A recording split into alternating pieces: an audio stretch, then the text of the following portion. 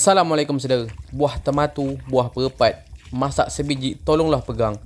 Kalau hari ni tidak dapat, semoga besok dapat menimbang.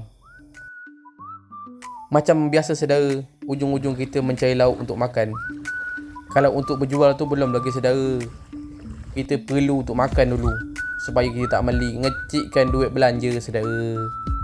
Dalam proses makau ni saudara, satu tujuan mata memandang inilah dekat daerah pundi ni. Dekat pundi ni paling sedap mandang saudara. Kadang udang tu loncat-loncat. Tarik pertama ni saudara agak teriang, tak berapa kena no udang. Kesalahan teknis kata kapten tadi saudara. Dapatlah. Kalau yang ini saudara orang sebelah kami.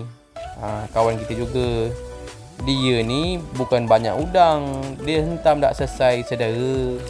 Berbungkah. Cuba tengok tak percaya. Berbungkah udang dengan ikan dengan tak selesai. Mati ngurus.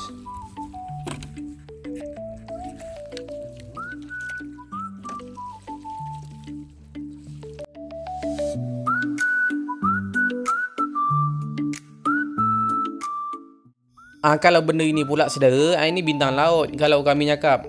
Kalau kami orang kampung ni cakap bintang laut saudara, kami sering jumpa kalau mukat ni.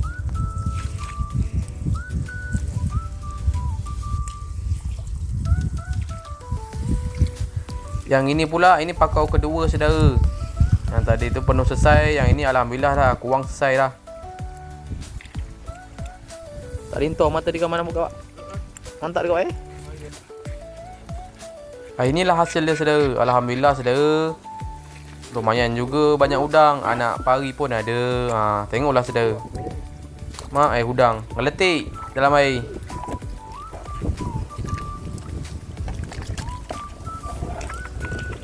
Kami pun dah sampai ke rumah saudara. Cuma balik tadi kita tak sempat nak merekam. Air terlanjur dah pasang laju.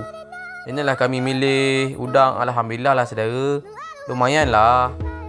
Anak ikan pun ada. Anak ikan ni kalau dibuat asam pedas paling sedap saudara. Genjung pun ada. Genjung kasar-kasar saudara bertelur.